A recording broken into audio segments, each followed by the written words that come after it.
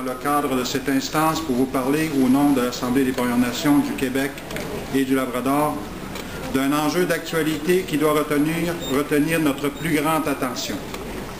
Je parle de la Déclaration des Nations Unies sur les droits des peuples autochtones, adoptée par 143 pays, après plus de 20 ans de négociations.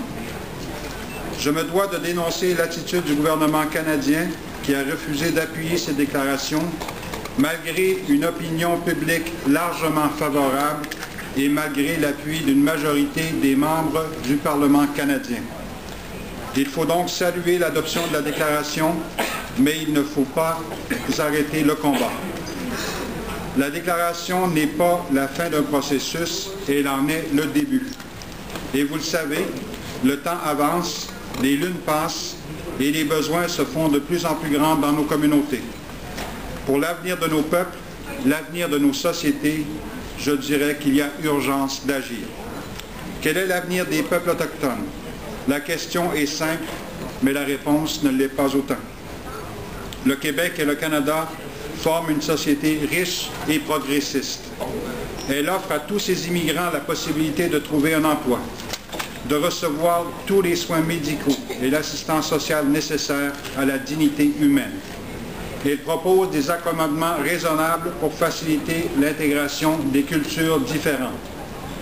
Comment alors expliquer qu'on retrouve une partie de la population qui souffre, dont les conditions de vie s'apparentent à celles du tiers-monde et qui pourtant était la première à vivre sur ce territoire? La réponse se trouve dans l'attitude des gouvernements à notre égard. Je peux certes constater qu'après 500 ans, le colonialisme est toujours bien vivant au Canada.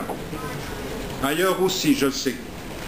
Malgré les lois, malgré l'existence de nos droits ancestraux, la réalité est celle de gouvernements qui continuent d'aliéner nos territoires et de nier ou carrément éteindre nos droits et nos titres.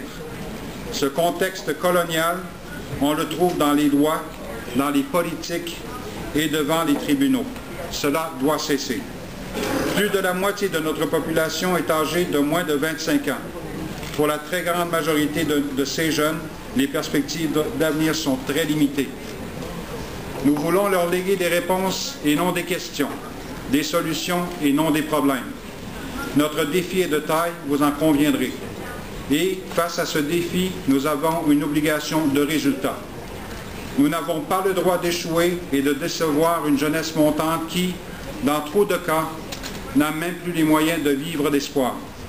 Pour cette raison, au nom des Premières Nations du Québec et du Labrador, je propose que l'instance permanente sur les questions autochtones accorde lors de la 8e session une importance particulière à l'enjeu crucial de la mise en œuvre de la Déclaration de l'ONU sur les droits des peuples autochtones, tout particulièrement les dispositions concernant le droit à l'autodétermination.